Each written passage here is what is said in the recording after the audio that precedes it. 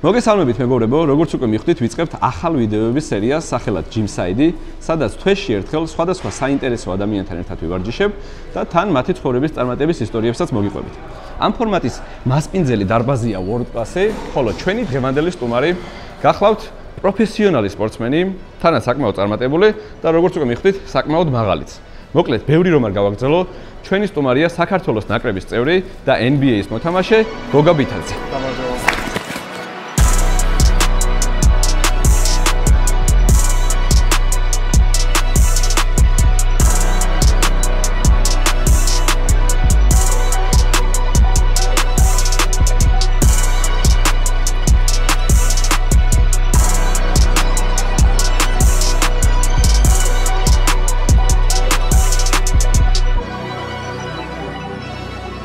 მაინტერესებს რამდენი ხნით ხარ აქ და როდის ბრუნდები ფლორიდაში და რა ხდება საერთოდ აქ ყოფნასთან დაკავშირებით? ახლა ჩამოვედი, ახლა მორჩა სეზონი, სამწუხაროდ ნაადრევად მოგვიწია სეზონის დამთავრება, მაგრამ მოსამზადებელი პერიოდს გავდივარ, უკვე ვიწყებ გავლას ევრობასკეტისთვის, საქართველოს ეროვნულ ნაკრებთან ერთად, ასე რომ ყოველ დილით შეგიძლიათ მოხვიდეთ აქ დაგხვდებით. ხო, ეხლა მაგ კინეულ თემას შევეხოთ ჩვენთვის. ანუ შენთვის როგორც ჩანს ეს რუტინაა, იმიტომ რომ ეხლა დილის 8 საათია მეგობრებო, ხოლო ჩემთვის და აი სტაფისთვის ცოტათი მტკივნეული აღმოჩნდა დილით 8-ზე აქ რეკზე თითის დაჭერა. ხო და როგორია შენი ვარჯიშის რუტინა და ესე ვთქვა თუ განსხვავდება აქტიური სეზონის და პასიური სეზონის დროს? არა, ესე არც მოვიტყუები რომ სუშვიცაა, მაგას არ მოგატყუებთ, მაგრამ უმეტესწილად ხო, ადრეს ჯობს, ნუ ქალაქიდან გამომდინარე, რთულია ის მაინც ეს სიარული. განსხვავება თუ არის აი აქტიური სეზონის დროს ალბათ სხვანაირად ვარჯიშობ, ესე ვთქვათ და ეხლა სხვანაირად? კი, რა თქმა უნდა, სეზონის განმავლობაში ნუ წელსთან მომიწია თამაში, უფრო მეტი დატვირთვა არის და ესე ინტენსიური ვარჯიშები დიდად არ გიწევს. უფრო არის კუნთი რომ ყავდეს მზადყოფნაში, ჯამთელად იყოს ყველაფერი, ესე წონებით დიდად არ გვავარჯიშებთ ჩვენ გუნდში. უფრო არის აქტივაცია, ნუ თამაშისთვის მომზადება. და ყოფნა ალბათ სულ იყო. კი, 82 თამაშს თამაშობ 5 თვეში და ხო, ცოტა. ხო, და ჩვენც როტომში დავრჩეთ ახლა თან დათუნას თხოვ ჩვენს ტრენერს, რომ დავიწყოთ გახურებაც და თან გავაგრძელოთ, იმიტომ რომ ბევრ საინტერესო საუბარი მოგვიწევს წინ. მოგესალმებით. აბა როგორ გავხურდეთ დათუნ, რომ დავიწყოთ? ხო, ვიწყებთ კუნთის აქტივაციით, სუბუქი მასაჟით, როლერზე. შტებით როლერზე და ვამასაჟებთ დუნდულა კუნთს. ანუ ჯერ ცალი მხარე, მე მეორე მხარე. ჯერ ცალი მხარე, სუბუქად გადავიტანოთ. და შევავდეთ ნელი მოკლე მოძრაობებით, ამოძრავოთ ზემოთ ქვემოთ. უნდა იგზავთ ოდნავ მტკივნეული წერტილი და ვეცადოთ რომ ეს წერტილი დავშალოთ. აუ ესეთი ფორმატი ბევრად მირჩენია გოგასთან ესე დაბალს ერთ სიმაღლეზე დავბალანსდით 10 მოძრაობა და გადავიტანოთ ქვედა მხარეს ემი. აჰა, ვარწახე, ხო? გასახურებელი ვარჯიში რამდენიმე გვექნება, ხო? დღეს და მე გადავიდეთ უკვე. იქნება ჯერ ნერვული აქტივაცია, შემდეგ პატარა კუნთების აქტივაცია და უკვე დავიწყეთ ვარჯიშს. თან არ უნდა მოტეხო, თორე აი ითვლება ყველაფერი კამერაში არის. 10 უნდა გავაგოთ თავისი. ხო. აი იქ წონებზე უფრო არის ხოლმე როცა იპარავენ, არა?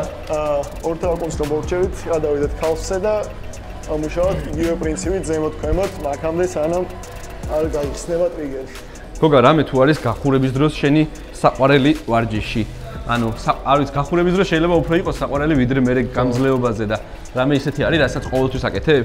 ხო, ალბათ ეს კვადრიცეპსის აქტივაცია, შენ შემთხვევაში და extensions, კარგი არის, იმიტომ რომ კუნთის ჯამრთელობისთვის, ვისაც პრობლემები აქვს მუხლებზე, ხა მაღალ მოთამაშეებში უფრო ხშირი არის და ნუ სუმწყობში უნდა ქონდეს კვადრიცეპსის კუნთი, რომ დაიცვას. პარემ კვადრიცეპს გადავიდე. როგორ? მასე სული იქნება, ასე არ იქნება კომფორტულობა. ოკეი. ხო, ეგა? ქართულად რა ქვია? ოთხთავა კუნთის გახურება. ხო, აქტივაცია გახურება. თუ არ მარცხნივ, ხელი კომფორტულად თავთან, რომ აკეთებ მოძრაობას მოგუსის. ესეთი ვარჯიშის დროს არც ისე მარტივია საუბარი, მაგრამ ერთი რაღაც უნდა კითხო რა, აი ფეხბურთელი რო ხარ მაგალითად და რო ოცნებო ფეხბურთელობაზე იწყებ თამაშს, ფიქრობ ადამიანი რომ რაღაც სოფლიოზე გინდა თამაში, ალბათ შეიძლება რაღაცა ჩემპიონთა ლიგაზე და ასე შემდეგ და კალათბურთის შემთხვევაში მე ცოტას ვიხალტურებ. კალათბურთის შემთხვევაში ალბათ NBA არის ეგ პირველი, რაზეც ოცნებობს ადამიანი. შენ შემთხვევაში რა იყო განსაკუთრებით აი საგარეჯოელი ბიჭი რო იწყებდა ამ ყველაფერს, მაშინ თუ იყო ეგეთი ახლოვან რამდენად შორი იყო ეს შენი ოცნება NBA-ზე. თავიდან არა ალბათ, იმიტომ რომ ესე პროფესიონალურად არ უყურებდი. ესე რომ დიდად ნიჭიერიც არ ვიყავი. და რთული იყო. ხო, რთული წარმოსადგენელი, ხან სუკანი ვიყავი, ხან გამხდა ეს ვიტყუები ხოლმე რომ სუკანი ვიყავი.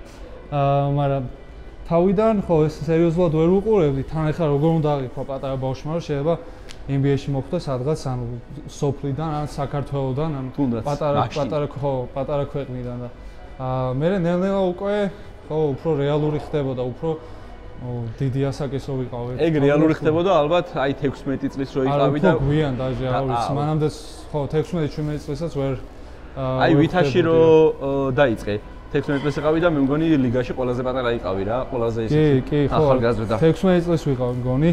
მანდ ეხლა რას ვერ ვიფიქრებდი ესეთი კარგი მოთამაშე და ძალიან განსაკუთრებული არ ყოფილა რაღაც.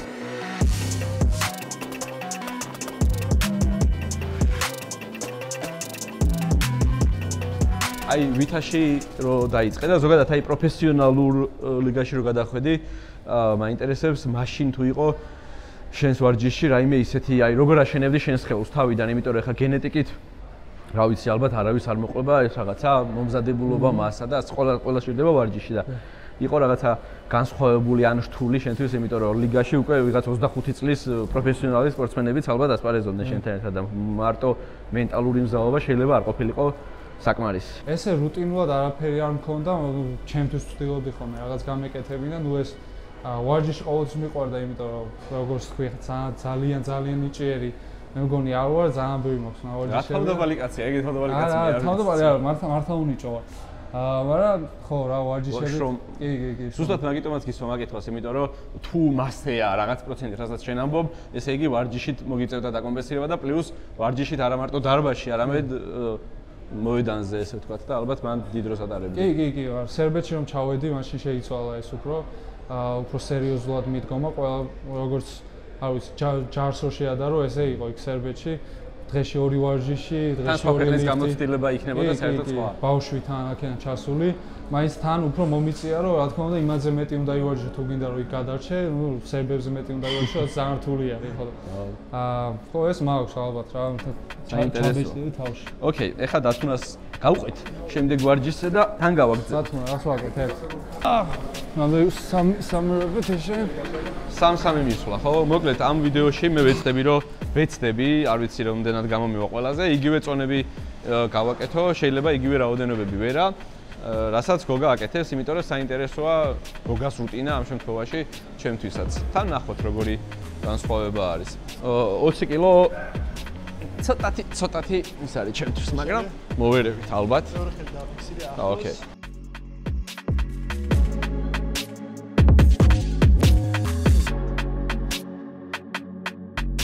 მოემზადე. არა, ნუ დროის არ არის. მაშინ მეც გავაკეთებ. ყველა დროის შენი საყვარელი ქართველი კალათბურთელი თუ გახსენდება. ქართველი კალათბურთელი ვიცვლი ხოლმე ესე. ხო, ხან ვიმოწოს ხან, მაგრამ ეხა თორნიკე შენგელია იქნება. აუცილებლად, კი. ოკეი, და ყველა დროის საყვარელი NBA-ის მოთამაშე? NBA-ის მოთამაშე საყვარელი უნდა იყოს, ხო, მაგაზეც მეცვება ხოლმე და იქნება დღეს კევინ გარნეტი. ოკეი, დააპდეიტებული ინფორმაცია არის. კარგი, მოდი მეც დავიწყებ და შენთვის კითხვას დავტოვებ. რო შეგეძლოს, ესე ვთქვათ, ყველა დროის ნებისმიერ კალათბურთთან გუნდში თამაში, ვისთან ითამაშებდი? ერთი ტოპ 3-2 რო გითხრა, საინტერესო იქნება. თან ვწდი ერთი რას აკეთებ? სოფლიო კალათბურთის, ხო? ხო. სოფლიო კალათბურთის 3 მოთამაშე. მაიკლ ჯორდანი. ოკეი. მეტი არ ვიცი. მაიკლ ჯორდანი. ეს არ მაქსენდება. ჯორდანთან კაი იქნებოდა. ხო, pick and roll და პასაც მომცემდა, კი, როგორ არის. ოკეი. ხო, ალბათ ჯორდანი. მე ვჩეთერობ, შეიძლება ესე ითქვას. ერთსაც გავაკეთებ და მანამდე მოიფიქრე საყვარელი სპორტსმენი ნებისმიერ სფეროში. ოკეი. ოკეი, არა ის არ გამიკეთებ. ნებისმიერ სფეროში საყვარელი სპორტსმენი. ვიღაც პავდა ვიღაც. მაგაშიც მოსაწყენი ვარ, არც ეს სპორტს არ ვუყურებ. ტენისს ალბათ. შეიძლება დროც არ ტენისი. გარ მონფილსი მომწონდა სულ. ოკეი. ტენისში და დანარჩენ ყავს 1-2 მასე UFC-ს ვუყურებ. ილია თოფურია ძალიან მაგარი არის. ისე შეიძლება დაიმთხო კიდეც ამერიკაში შენ და მე შემშურდება ცოტა ივნისის ბოლოსკენ არის ილიას ბრძოლა და წარმატებები უშუალოდ აქედან მათაც აუცილებლად წარმატებები და აღნიშნავთ ერთად გამარჯვებებს. ჩვენ კიდევ ვარჯიში გავაგრძელოთ. აუცილებლად.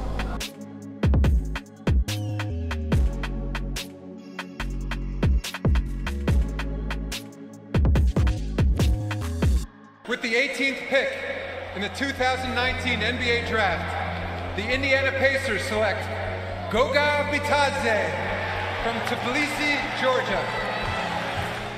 გოგა, როცა გაიგე, ესე ვთქვათ, ეს NBA-ის ამბავი რა, რომ გადადიოდი, იწყებდი თამაშს, აი, როგორი რეაქციები ქონდა და ეს პირველი დღეები როგორ დადიოდი საერთოდ, რას ფიქრობდი?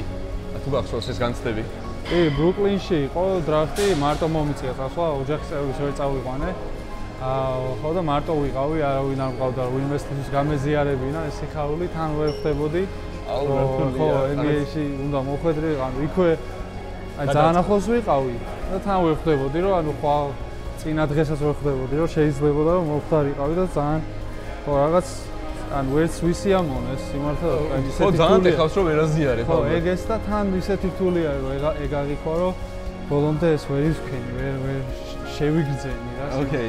თან ნუ ყველას გახსოვს ის ფოტო ცნობილი რაღაცა აქეთ შენ ცალკეროზე ხარ და იქით რომ გარს ეხვევია ადამიანები სხვა სპორტსმენს და მე გვახსოვს ყველას ის კომენტარები რამდენიმე ცნობილი კალათბურთელის რომ რაღაცა გირჩიეს რომ ეს სამოტივაციოდ გამოგეყენებინა. მაინტერესებს მართლა თუ გამოდგა ეგ სამოტივაციოდ და თუ გაითვალისწინე კი არა და აი თუ იმოქმედა შენზე მაგ ფოტომაც, მაგ პროცესმაც და ნუ ეხა კიდე ბევრ რაღაცას გვიჩვენებს რეალობა, მაგრამ შენი აზრით? ხო, კაი იქნებოდა ალბათ სათქმელად რომ თქვა რომ კი და რაღაც მოტივაცია მქონდა, მაგრამ არანაირი მოტივაცია ამ საქართველოსთან რომ მიდიხარ, რომ ჩადიხარ, ანუ მეტი მოტივაცია არ გჭირდება. არ გჭირდება ხო? ხო და თან ანუ ისე გამოჩნდა რომ ძალიან გულდაწყვეტილი ვიყავი, მაგრამ რაც უფრო ნაკლებ კითხოს დაგისვენ, უფრო კაია, უფრო ნაკლებ სილაპარაკებ რა და უბრალოდ უსმენი, მაინტერესებს ანუ რას ლაპარაკობ და ისე გამოვიდა რომ ანუ აიმე როგორ დავწყდა გოლი რა ხო ფოტო ისეთი გამოვიდა, მაგრამ მე მგონი რომ არ ვიცი შეიძლება ქრისტნობიერში, მაგრამ აი თუნდაც ხალხის, სხვა კალათბურთელების რჩევები და ის რომ ხო არ ვიცი საქართველოსთან წასულს ალბათ არ გჭირდება დამატებით მოტივაციები, ეგეც არის. პრობლემა იქნებოდა მაშინ, ეგო დამჭირებოდა. Cool. მოდი, შემდეგი ვარჯიში გავაგრძელოთ. დათუნა გვყავს. ახლა პასუხი დავახვედრე, ვიჩაოჩი.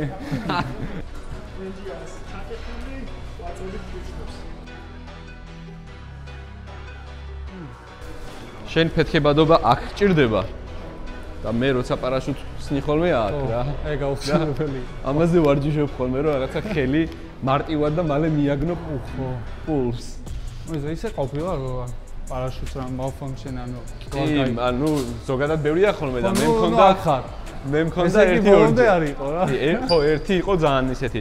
თან საინტერესო იყო რომ ყვარას ჩელენჯს ვაკეთებდი რაღაც ერთ-ერთი YouTube ვიდეოს ვიღებდი თან. ხო. ჩემი მე-80 თუ 71 რაღაც ეგეთი ხტომა იყო რა და მარტო ვარ გერმანიაში ჩასული და საერთოდ კაცშულს არ ვიცნობ რა. აი შე რო იყავი იქ ბრუკლინში ეგრე ვიყავი რა და არც მკითხეს წესიერად ვინ ხარ, დოკუმენტიც რაღაც ხელი მოვაწერე და გამიშვეს. რამე რომ მომხდარიყო, შეიძლება არც გავხსენებოდით, არ ვიცი და ნუ გავხსენი პირველად გრუბლებში ჩავიარე, რაღაცები მიხარია, თან Skyway-ი იყო, ანუ უკან კარი რო იღება დიდ თვითფრინავში ეგეთი და პირველად ხდებოდი და ნუ მაგრამ თან ნერვიულობ რა მაინც რომ ისეთია დამწყები ხარ და ვიფრინე გემრიელად და რომ გამოვკარი პარაშუტს ხელი, გადაინასკვა და თან ერთხელ ეს დაზიანება სავით იყო რა, ბოლომდე ჩახვეული ქონდა, მოკლედ თოკი. ძალიან დიდი ხანი მატრიალა და ნუ 360-ით ვიღებდი და ის არ ჩანს რა რთული იყო ადგილზე, იმიტომ მე ვხედავდი ხოლოს ჩემს პარაშუტს, ანუ ფრთას და ბზრიალებ, სხვას ვერ აღვიქვამდი, იმიტომ რომ ჩქარატრიალებ რა. მაგრამ მნიშვნელოვანი ის იყო, რომ შეშინება ვერც მოვასწარი. რთულია. ძიმეა.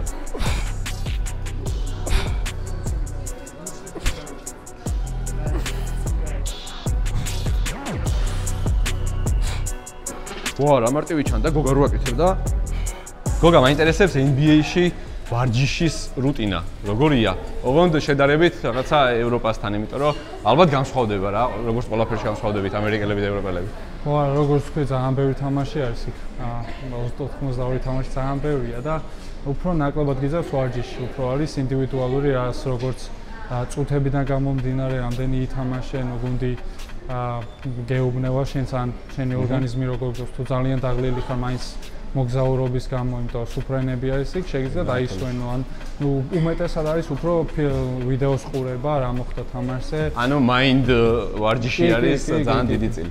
ალბათ მაგეთ დონეზე რო ხარ მისული, პლუს აი რაღაცა ვარჯიშები გავლილი გაქვს, ესე ვთქვათ, ის ეტაპი რომ აი რაღაც ტონუსში მოხვიდე და მე უკვე მაგ ინფლუენს უფრო ხო არა, გავლი ხო, მე მგონი მასე არის რაღაც ასაკამდე რომ მიდიხარ, უკვე მე რთულია რომ უფრო მოუმატო, ალბათ რაღაც პიკში შედიხარ, მე უბრალოდ რაც შეიძლება დიდი ხანი უნდა დაიჭირო ეს პიკი და მაგაზე მიდის ვარჯიში, მაგრამ ნუ მე სულ ვცდილობ რომ მაინც ექსტრა საღამოს მიხვიდე, ნუ ამას რა თქმა უნდა არ არის დასანახად არ აკეთებ, მაგრამ ნუ ამით შენ თავს იმყოფებ მინიმუმ შენ თავსაც და ანუ რომ ხედავენ ადამიანები რომ ვარჯიშობ უფრო მეტად არა ის რომ ბეწოც მოგცემენ, მაგრამ ნუ გუნდში ყოფნას უფრო რესპექტს ანუ პატივისცემას იმსახურებ გუნდიდანაც და რაც ძალიან მნიშვნელოვანი არის ამერიკაში. ოკეი, შენთვის მაქვს ძალიან ესეთი ინტენსიური ბლიცი მომზადებული და დათუნას აქვს შენთვის რაღაც ვარჯიში მომზადებული და გადავიდეთ და თან საინტერესო კითხვებსაც დაგისვამ. მოემზადე. დროს თუ დათუნა დროს გვინიშნავს. ოკეი. მოკლედ, გვაინტერესებს იდეალური კალათბურთელი შენი კრიტერიუმებით რა. სროლაში ვის სიტყვოდი? Steph Curry. დრიბლინგი? Allen Iverson. ოკეი. პასი? პასებში იქნება Magic Johnson. ოჰო. დაცვა? დაცვა Dennis Rodman. მოედნის ხედვა, აღქმა. Jokic. აჰა. ატლეტიზმი? LeBron James. საკალათბურთო ინტელექტი ზოგადად? Jokic. Clutch factor-ი? Clutch factor-ი, ალბათ Kobe მაინც. ლიდერობა. მაინც უნდა შენთვის იტელება დრო. ხო, არა პრობლემა. არ ვიცი. ლიდერობა ალბათ LeBron James მაინც. ოკეი. და ბოლო მრავალფუნქციონირობა, ანუ რაღაც ყველაფერში ყოფას რო ამბობენ რა, აი overall. მაინც ხო, LeBron James-ი. გამოჩნდა ალბათ ფავორიტი კალათბურთელი? არა, ფავორიტი არ არის, უბრალოდ ძალიან მაგარია, მაგრამ ფავორიტი არა. ოკეი, შეგიძლია თუ გინდა გააგრძელე, არ არის პრობლემა. ეს დავამთავროთ.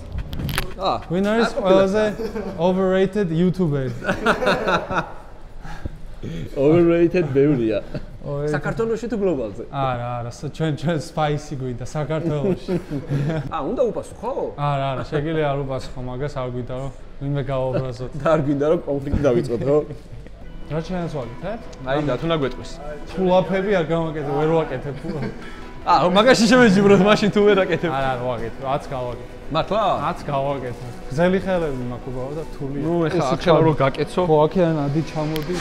საინტერესო სანახავიც იქნება ეს. როგორი სამართლიანობა არის, მეგობრებო, ეს რომ ანუ უნდა შევეჯიბრო პროფესიონალურ კალათბურთელს ბურთის როლაში, ხელით. დავაკონკრეტებ. კედელთან. ერთ წუთში მე დავიწყო თუ გოგა? შედაიწყე და მე იმის მიხედვით გავაკეთებ. უნდა დავაგდო?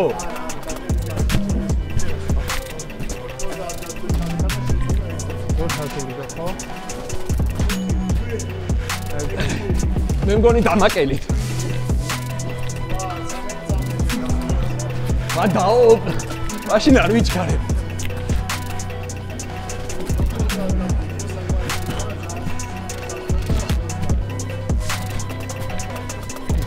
ვაუ. ეს წუთი ძალიან 45 წამი. რამდენი? რა დროა? Teammate, please. მოიგე, ახლა.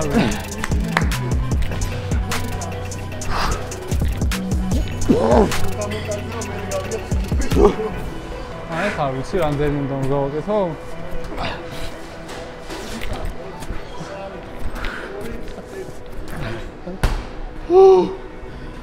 ერთი წუთი ძალიან ბევრია, ვაუ. აბა შენიც. ვიტო, ერთი წუთი მართლა ბევრია. კამერების off the record. არა, რაღაც ვიტკენი. დაიცა. აჰა. ძელიაო და. მიდი. გამძლეობის ხარჯზე შეგიძლია. ნახე რა ძალით ისვრის. მე რო ეგრე მესვლა 10-ში. მე რატომ ისროდი აი ძალიან ზემოთ? ახლოს რა. ვიმე please.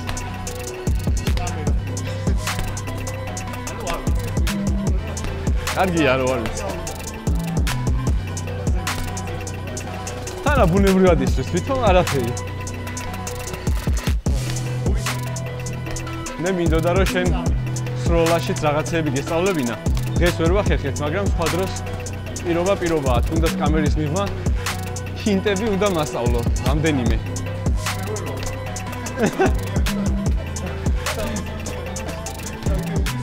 სამიანზე არ მაქვს პრეტენზია. ხო, ერთი 10-ით გადამაჭარბე სავარაუდოდ. არა. ხო, ძალიან დავიხარშე რა. კარგი არის ეს. ოფსიზონია ერთად. ოკეი, მაგაზე მინდა კითხო, ევრობასკეტი მოდის და რა მოისუნთქებ, მე მიპასუხე, რა შანსები გვაქვს და როგორ აფასებ შენ ჩვენ შანსებს ამ ჯგუფში. ხო, ეხლა არ მოვიტყუებ, ძალიან რთული ჯგუფია. ძალიან.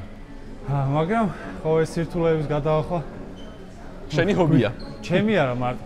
სად ნაკრებიც, ჩემ გარეშეც და ყოველს გარეშეც, ნუ რაც გააკეთეს, როგორც გავედით. ეს უკვე მიღწევა, მე მგონია, მაგრამ თან აქვე არის, კვიპროსში იმედია ქართველი გულშემატკივარის მაყურებელი ჩამოვა და შანსები რა თქმა უნდა, ნუ ესე არ გავალთ არავისთან, ვინმესთან წავაგებთ. ყველგან გავალთ მოსაგებად დარწმუნებული ვარ, მოვიგებ. მგონია რეალური შანსებიც გვაქვს, იმიტომ რომ უკვე მანდ ვართ და კი, შეგვიძლია. კი და თან ეხლა ხომ გავალთ ჯგუფიდან და უკვე ეხლა ჯგუფში რო გაქვს ნათამაშები, ესეთი გუნდების ესპანეთს რო თამაშები, იტალიას და კიდევ ვინ ყავს? საბერძნეთს. მე მგონია უფრო მარტივი არის, იქიდან ვინც უნდა შეხვდეს, მზად იქნები, ასე რომ ჯგუფიდან აუცილებლად უნდა გავიდეთ, მე ესე ვფიქრობ, ისეთი ნაკრები ვართ. და ნუ შემდეგ შევხედავთ როგორ გავალთ, ვინ შეხვდება და გონია რომ მზად უნდა ვიყოთ, ჯგუფმა უნდა შეგვამზადოს კარგად. შენ პირს შაქარი რო იტყვიან და წარმატებები მაგალითად და მადლობა იმისთვის რომ ჩემთან ერთად გაწყდი დღეს World Cup-ში. გასწლომას არ დავაქვევდი. არ ეგონოს ხალხს მარტო ამოდის ვაგეთ. კი, რა თქმა უნდა, მაგას ხაზი უნდა გავუსვარო. გაიხარე. ესე ადრე მოგზაინებისთვის, ადგომისთვის და ხო, მადლობა შენ იძულებისთვის. კი. მადლობა. ეს ჩვენი პირველი ეპიზოდი, ძალიან დიდი მადლობა იმისთვის რომ უყურეთ ვიდეოს. უღრმესი მადლობა ეკუთვნის გოგას. თქვენგან დაველოდები კომენტარებში შემდეგი სტუმრების ვარიანტებს თუ ვისი სურვებდით შემდეგ ჯიმსაიდის ეპიზოდში. უღრმესი მადლობა World Cup-ს, რომელიც წლებია უკვე პირადად მე მასპინძლობს და აწი ჩვენს ჯიმსაიდის ეპიზოდებსაც უმასპინძლებს და შეგახსენებთ, არ დაგავიწყდეთ, გამოიწეროთ ჩემი YouTube არხი, დააჭიროთ subscribe ღილაკს, გააქტიუროთ ზარის ღილაკი და რა თქმა უნდა შევხვდებით შემდეგ ეპიზოდში.